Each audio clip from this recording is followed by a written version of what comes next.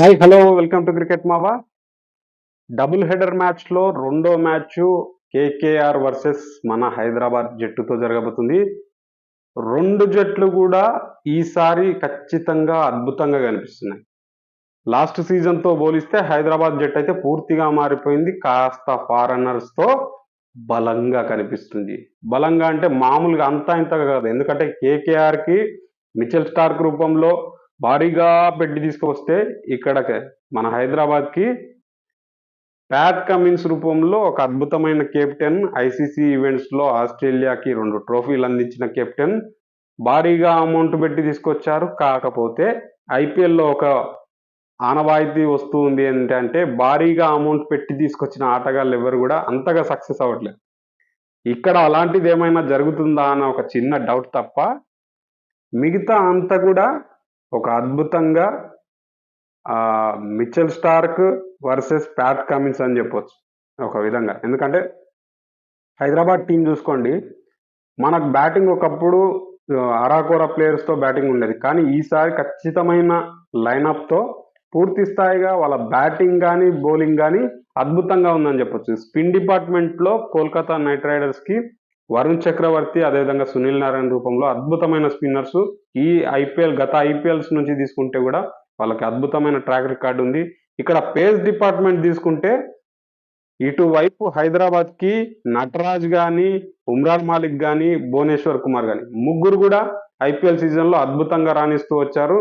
వీళ్ళకి తోడుగా బ్యాటర్స్ అందరు కూడా సక్సెస్ అయ్యారంటే హైదరాబాద్కి మంచి రోజులు వచ్చాయి అని చెప్పచ్చు. ఎందుకంటే వాళ్ళ బ్యాటింగ్ చూడండి, Mayank Agarwal, Travis Head, Glenn Phillips, అదేవిధంగా క్లాసన్, వీళ్ళతో బ్యాటింగ్ నిండిందే కాక రాహుల్ త్రిపాఠి లాంటి స్వదేశీ ప్లేయర్స్, అవసరమైనప్పుడు ప్యాట్ కమిన్స్ రూపంలో వాళ్ళకి బ్యాటింగ్ అద్భుతంగానే ఉంటుంది. కాబట్టి వాళ్ళు అదే విధంగా కంటిన్యూ చేస్తూ వస్తారు. ఆ విధంగా కనుక వీళ్ళ పూర్తి స్థాయి బ్యాటింగ్ సక్సెస్ అయ్యిందంటే మాత్రం హైదరాబాద్ని ఈ సీజన్లో ఆపడం కష్టం చెప్పొచ్చు. ఎందుకంటే లాస్ట్ ఇయర్ క్లాసన్ బ్యాటింగ్ చూసాం. ఏదైతే తన బ్యాటింగ్తో అద్భుతమైన పర్ఫార్మెన్స్ ఇచ్చాడో అదే పర్ఫార్మెన్స్ని ఈ సీజన్లో కనుక తన నుంచి ఇచ్చాడు. ట్రావిస్ హెడ్ నుంచి మంచి హెడ్ పగలగొట్టే అంత ఇన్నింగ్స్ వచ్చాయంటే మాత్రం ఖచ్చితంగా హైదరాబాద్ టీంని ఈసారి ఆపే ప్రసక్తి అయితే లేదని ఖచ్చితంగా చెప్పగలను. దీంట్లో ఎలాంటి డౌట్ లేదు. మీకేమైనా అనుమానం ఉంటే మాత్రం ఖచ్చితంగా ఆ అనుమానాలు మొదటి మ్యాచ్లోనే పటాపంచలు చేస్తారా, ఈడెన్ గార్డెన్లో మొదటి మ్యాచ్లోనే పటాపంచలు చేస్తారా లేదా అని చూడాలి. వీళ్ళకి ఇక్కడ కేకేఆర్కు ఉన్న బలం ఏంటి అంటే వాళ్ళ టాప్ ఆర్డర్ కంటే కూడా వాళ్ళకి ఏదైతే లోయర్ ఆర్డర్లో ఫినిష్ చేసే రింకీ సింగ్, అదేవిధంగా రసూల్, వీళ్ళిద్దరు కూడా ఐపీఎల్లో ఒక మార్కు చూపించారు. లాస్ట్ సీజన్లో రింకు సింగ్ ఎలాంటి మార్కు చూపించాడో మనకు తెలుసు.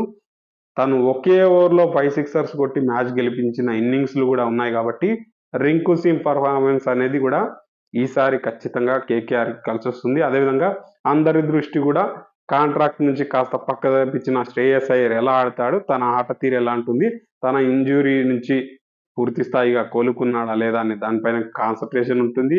అదేవిధంగా తన పర్ఫార్మెన్స్ అనేది ఈ సీజన్లో ఖచ్చితంగా ఇప్పుడు ఆడాల్సిన సిచ్యువేషన్లో తను ఉన్నాడని చెప్పొచ్చు. మిగతా ప్లేయర్స్ కంటే కూడా తను ఖచ్చితంగా ఆడాల్సిన సిచ్యువేషన్లో ఉన్నాడు. ఎందుకంటే ఇండియన్ కాంట్రాక్ట్ రావాలి, రాబోయే T20 వరల్డ్ కప్ సెలెక్ట్ కావాలి, సెలెక్టర్స్ రాడర్స్లో నేను ఉన్నానని చెప్పేసి నిరూపించే పర్ఫార్మెన్స్ అయ్యర్ నుంచి రావాలి.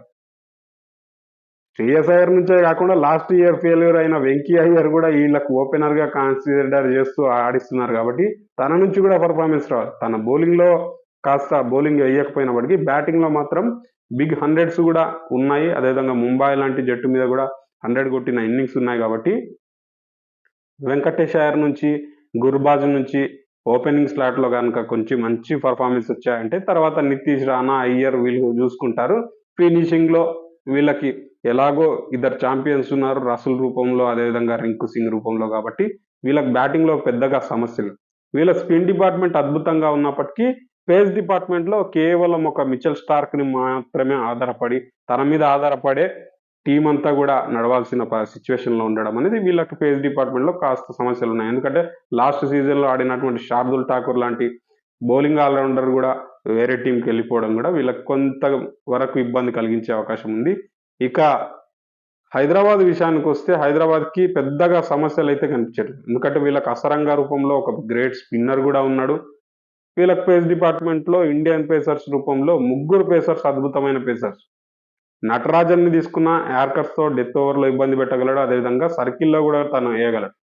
ఇక భువీ గురించి తీసుకుంటే మనకు భువీ ట్రాక్ రికార్డ్ తీసుకుంటే మనం చెప్పాల్సిన అవసరం లేదు. ఐపీఎల్ ప్రతి సీజన్లో తన నుంచి మంచి మంచి కాంట్రిబ్యూషన్స్ వస్తూనే వచ్చాయి.